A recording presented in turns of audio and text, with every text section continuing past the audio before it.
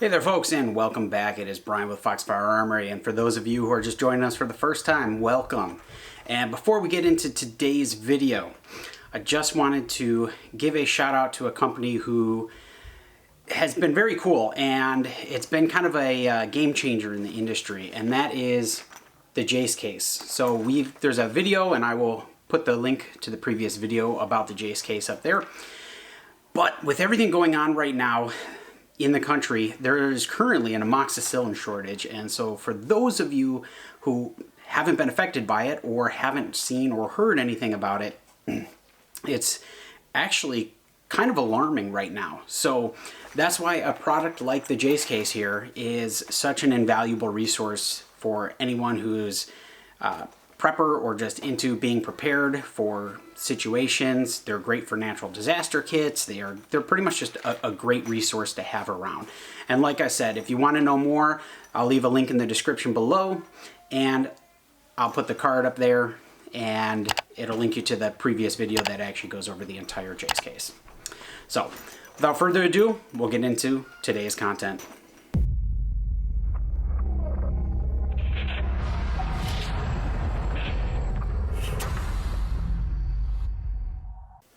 Alrighty folks, so today we are, hopefully, most of us or many of you out there are out voting, regardless of your political affiliation.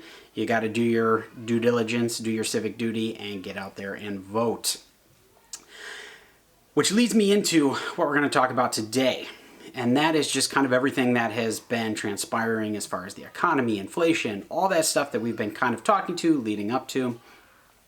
And leading into what I'm kind of predicting, foreseeing here as we move into 2023, regardless of the outcome of the election, and just kind of a forewarning for anyone who really hasn't kind of gotten up to par with their preps or is looking to bolster their preps, making sure that you get that stuff done now and get it done while you still can.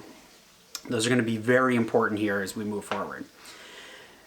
That doesn't necessarily mean you should be buying all the tools and gadgets for the entire electric grid going out, that kind of stuff. Really, you should be focused on the important things like food, water, shelter, heat, that kind of stuff. One thing that is very concerning still, and I've just been getting reports that the diesel shortage is definitely starting to affect the East Coast. Do I think we are going to completely run out of diesel? That is to be seen. Personally, I don't really fully believe that we will completely run out. But obviously, I'm not in that sector, and I really have no idea. I don't control the petroleum reserves or the production. So I really couldn't tell you one way or another if we for sure are. I can only tell you what I know based on the facts that are out there. And that is, we are seeing shortages. The trucking industries are seeing it. There's truck stations that are completely out of diesel. The DEF shortage, on a lighter note, does seem to kind of be rebounding. I actually was just at Menards the other day, and they had a ton of DEF fluid at the store versus before, where they were completely wiped out and sold out. So while one is coming back, the other one's going away. And that's kind of how the cookie crumbles, unfortunately. But we're going to keep our eye on that. I've now heard of two different stations, one in Georgia and the other one up in New England somewhere. I think it was Massachusetts. But those two truck stops were completely out of diesel. So while two may not seem like a big deal, it definitely is an cause for alarm. So the other thing is, with all of these things going on, the dollar, while it seems strong, your purchasing power, because of what's happening with shrinkflation and stagflation that we're currently kind of getting into and seeing here, your dollar really isn't going as far as it did previously. And you should really be focusing on stretching that dollar, making that dollar work for you. And right now, the stock market's a disaster. Now, if you are a day trader and you're able to kind of catch little plays here and there, make $100, make $1,000, whatever your target is, that's great. It can be done. It can be done on the way down too, right? So as the stock market continues to come down, there's money to be made. And there's many people who do it on a daily basis. So if that's an area where you're looking to potentially make some money, then there you go. It's very volatile right now. A lot of money can be made very quickly. A lot of money can also be lost very quickly in that one. Obviously, the other thing to hedge your bet is when things get this way and the dollar has been going up the way it has, and all the other countries, the yen, the euro, all of that has been coming down, one thing that you're going to see is the price of gold is actually going down, right? So if you've been looking to stack silver, stack gold, like physical silver gold, now would be a good time to start looking at that, because the fact of the matter is the prices specifically of gold have come down quite substantially from what they were even a few months ago.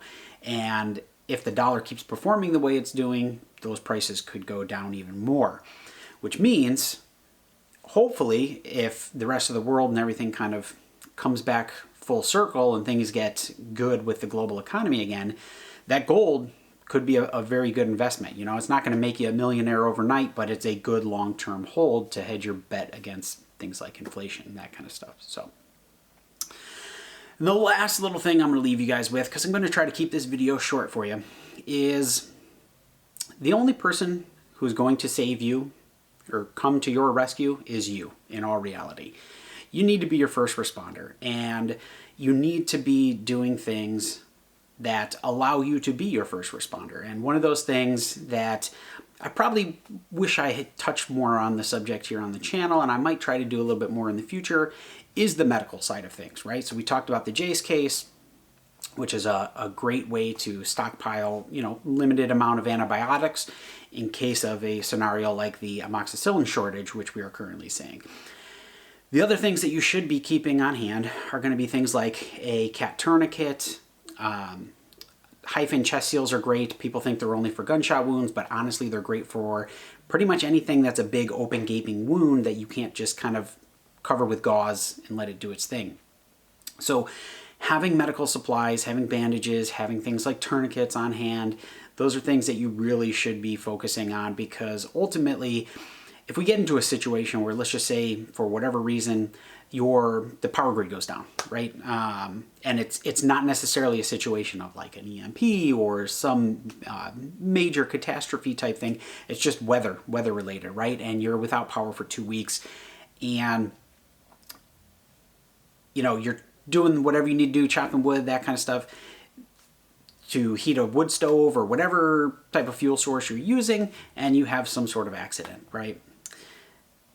The tourniquet, going to be able to siphon that off, get yourself to the hospital, hopefully in time, and depending on how bad the wound is. But having those things on hand are going to allow you to potentially survive longer or not lose a limb or whatever other scenario might be. You know, I'm just kind of coming off the top of the head with this because it was just something that actually came into my head right before I decided to come shoot this video, so I kind of wanted to add it in at the end. And that's really all I got for you guys today. I'm going to try to touch, you know, a little bit more in depth on some of these subjects, show some things off like the cat tourniquet and really what you should be doing as far as how you utilize it and the proper ways to utilize it. And I'll leave you with one last thing. For those of you who are not following his channel, you should be, and that is Bear Independent, because he covers all of this stuff. And he also has Refuge Medical, which sells a lot of the gear, and I highly recommend it. The stuff is amazing, the quality is great, and for the price, it personally, in my mind, it really can't be beat for what you're getting. So I'm going to leave it there for you guys. And until next time, as always, this is Brian with Foxfire Armory. If you like the content, please like, share, subscribe. Every little bit helps there. And until next time.